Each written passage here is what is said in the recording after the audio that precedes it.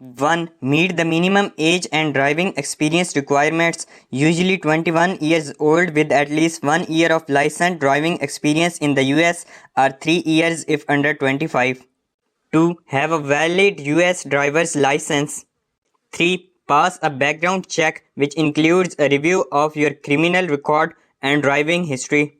4. Ensure your vehicle meets Lyft's requirements, including being within a specific model year range, often the last 10-15 years, having 4 doors, seating at least 5 people, and passing a safety inspection.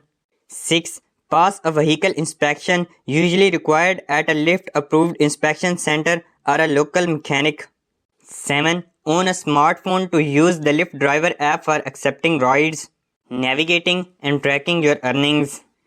Complete Lyft's application process by submitting your driver license, vehicle registration, and consenting to a background check.